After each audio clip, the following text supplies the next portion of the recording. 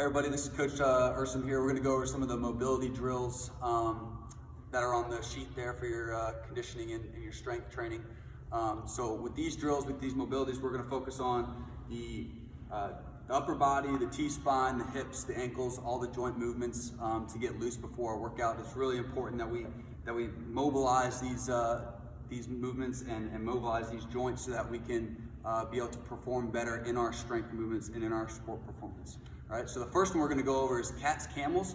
Okay, we're really focused on working on the shoulder blades and the scaps here. Okay, really focused on squeezing these together and then really rounding them out. Working on the throwing motion. Okay, when we go to throw a baseball, all right, we're going to activate our scaps in the back, and then when we release, we're going to extend and protract our shoulder blades and scaps to finish the deceleration. So we're really focusing on that right here to activate and use these muscles. Hip circles. Okay.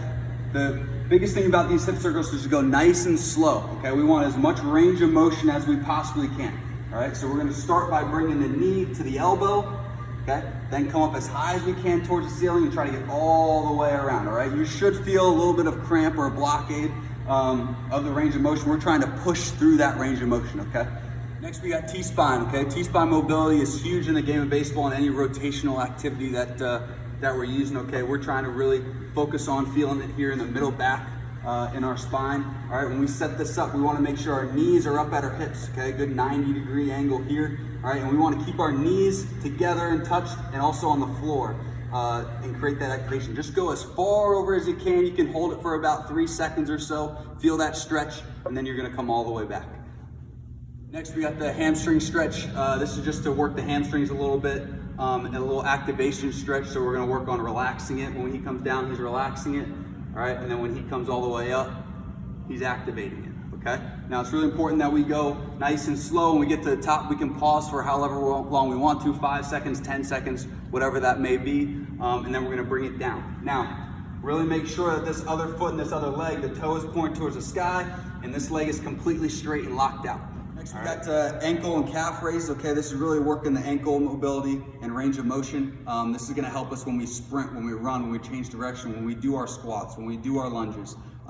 It's really important to have a good ankle stabilization and ankle mobility, okay, to help the rest of the joints from the ground up. When we're doing this one, okay, we can use different things for this. When you're at home, you can use a step.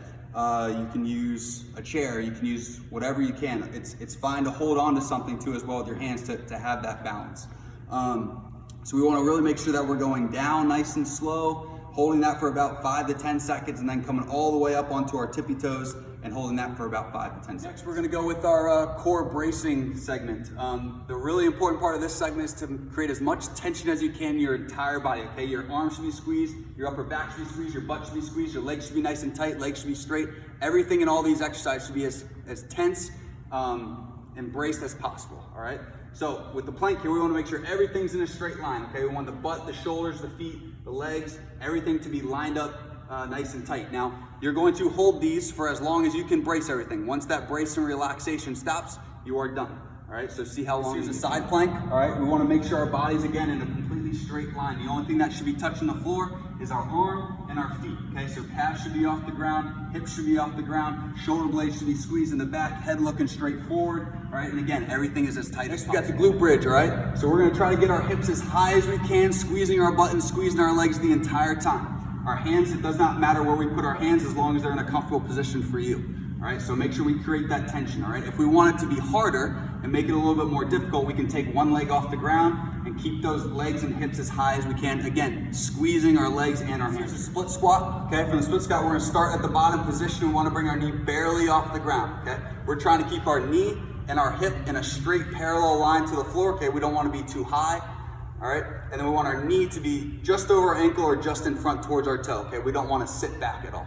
All right, again, we're trying to squeeze our butt, squeeze our legs, keep our core nice and tight, chest up, shoulders back, and we're holding this for as long as possible. Next, we got rotational stability.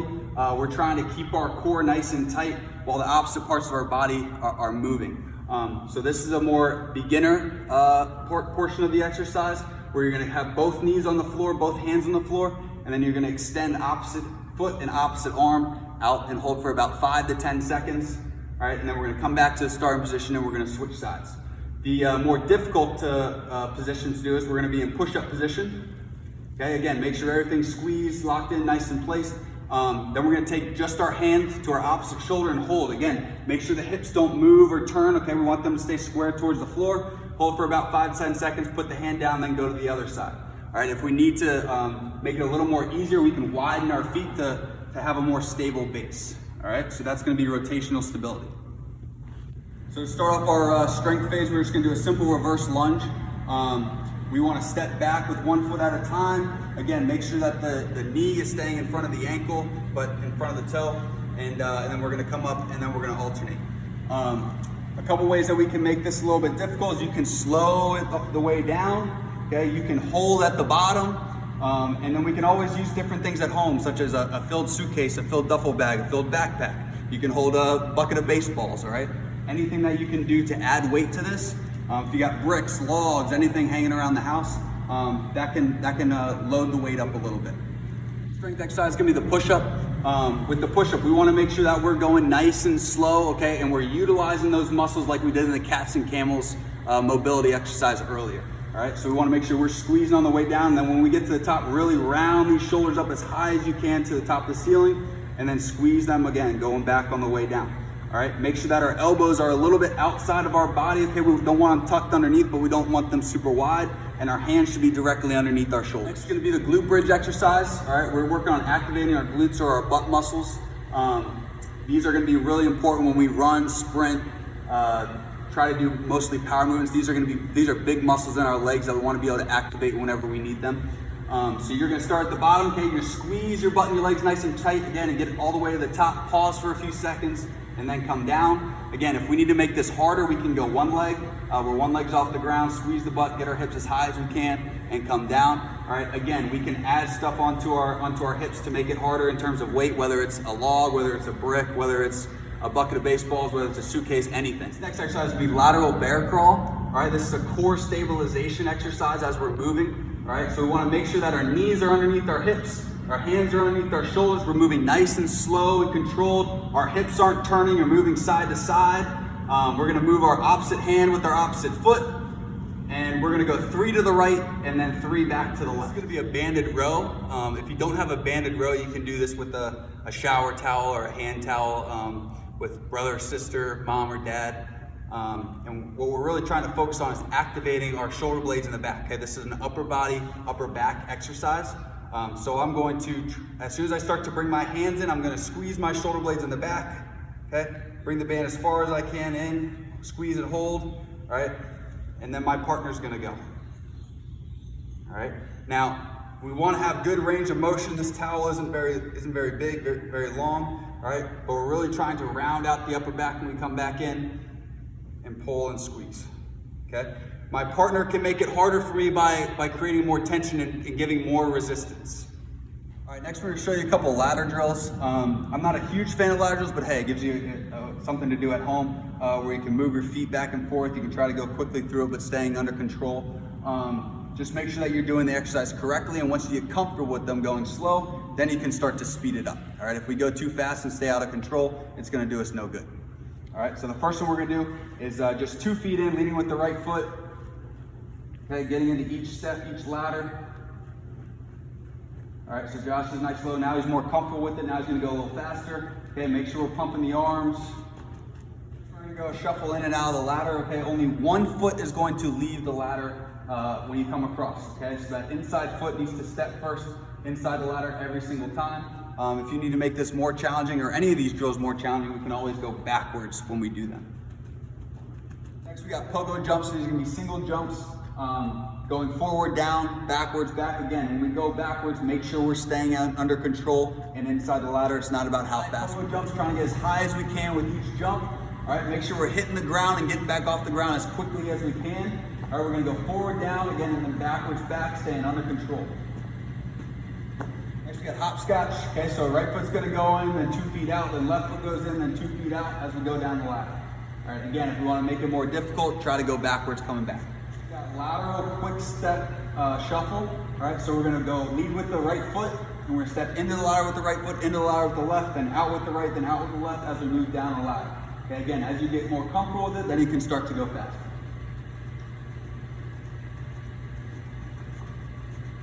we're gonna go over our dynamic warm-up on our speed and conditioning days.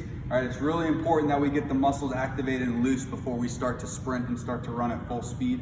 So we're just gonna go through a couple of dynamic warm-up exercises here to kind of show you how they go about it. All right, the first one's gonna be knee hugs. All right, so you're just gonna grab the knee, grab the ankle, and you're gonna come up. All right? And then once you get about 10 yards or so, then we're gonna jog it to the other side. All right, next is gonna be quad pull. All right, so we're just gonna grab the back of the foot, pull it towards our butt, and every single step we're doing a stretch. All right, as you get loose, your jog can become more and more fast, more and more quicker. All right, next is gonna be toe touch. Okay, make sure your heel stays on the ground, toes gonna be to the sky, take one step, and then we're gonna do the stretch. Okay, and then again, jog it out. All right, next we got figure four. Grab the knee, grab the ankle, okay, and we're gonna pull that leg in towards. All right, we wanna try to have more of a 90-degree angle.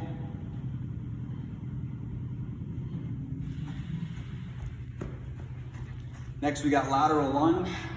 Okay, so we're gonna lunge to both sides. All right, really get deep into the stretch, and then we're gonna spin the other way, hit the other side. So we're getting both sides each time. All right, and then we jog it out. Okay, again, 10 yards and jog. Next we got Frankensteins. Okay, trying to keep that leg straight as much as we possibly can. And then jog it out. Okay.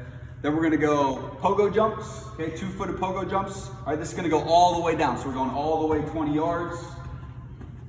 So we're gonna go forward, down, and then we're gonna come backwards, back.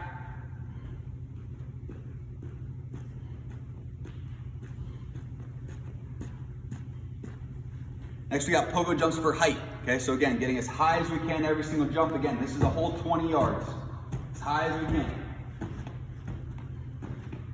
All the way down, and then backwards coming back.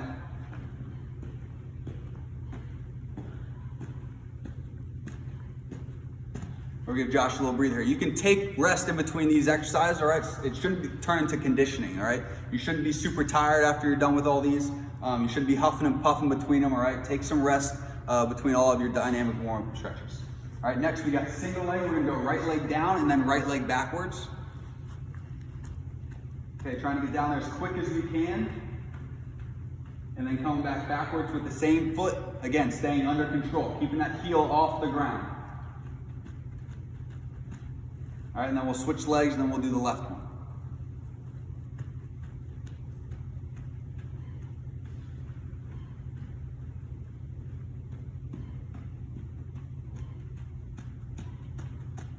Good. Next one, we got tempo skips, okay? This is gonna simulate our running form. All right, we're trying to get every single skip as high as we can. Make sure the back leg is straight as possible. Our front knee is as high as we possibly can, and we're moving our arms, all right? We're trying to get as many reps as we can in these 20 yards, okay? So it shouldn't be long.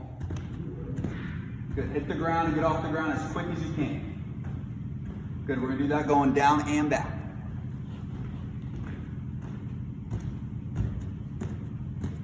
All right. Next one, same thing, except we're gonna go backwards. Get as high as we can, knee up as high as we can, arms are moving, jumping as high as we can. And then same thing coming back.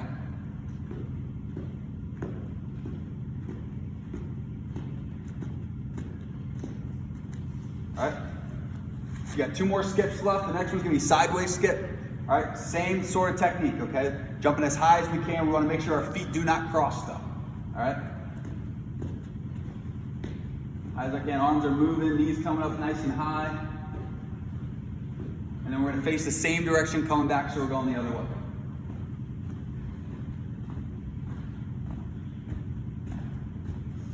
And then the last one is gonna be skips for distance, okay? We're trying to get as long of a skip as we can, trying to get the least amount of skips in those 20 yards. Okay, so they're not focusing on height, focusing on distance.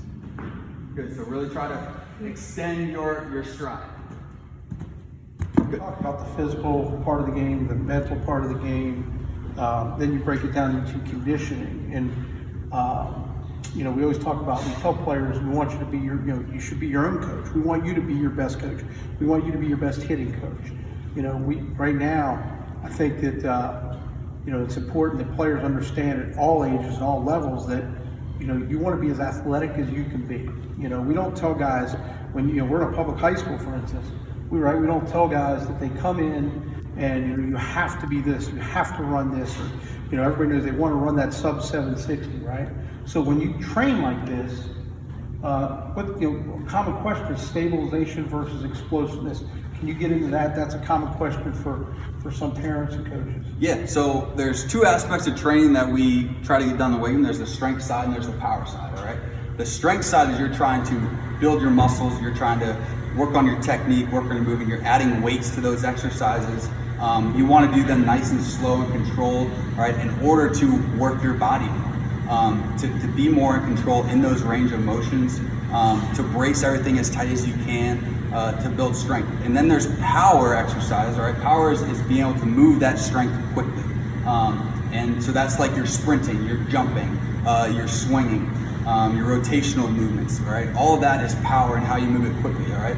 And if we don't train those and we don't have the mobility to perform those types of explosive movements, then we're not going to hit the ball 400 feet. We're not going to run that sub 760. We're not going to throw as hard as we possibly can. So a lot of that kind of goes. People think, hey, I'm squatting 315 pounds, so I'm going to hit the ball 400 feet. No, that doesn't matter. All right, it all about matters how you move those strength and how you can, efficiently move those strength exercise into power exercise and onto the field and onto sport. Controlled moves. We talk about, not going up the swinging out of your tail. When we swing hard, the more explosive movements. It's interesting too because a lot of kids think you have to, at any age, especially high school level or the college level, you have to be able to do this. You have to be able. Well, the game is. What's great about baseball is made up of different body types, as you can tell, right? And but with the body types, again. We're just trying to get guys to be as athletic as they can be, and that's at any level. So these are some of these exercises we hope they help you. Now, here's what I would also ask, Coach, is, in terms of being locked down at home, in your house or in your backyard, be creative, right? What are some things guys can do to do this? Yeah, I mean, when we talk about the ladder drills, right, you can paint something in your driveway, you can, use chalk.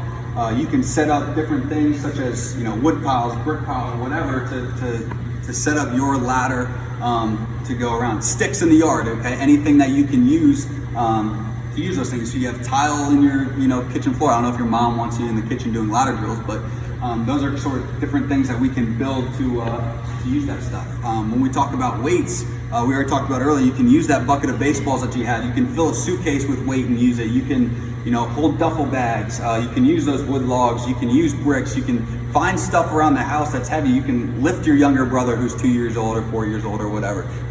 All those sorts of things that can help you load these exercises when you're ready for it. That's funny. Some of the guys in our weight room, for instance, we have a term, farm strong. Some kids are just naturally, they have that natural strength, and again, that's where it comes from. It comes from doing some of that stuff around the house. But the bottom line is, it's doing it every day, okay, or every other day if you can, and it starts to add up, and taking it one day at a time. And I think that's the biggest thing.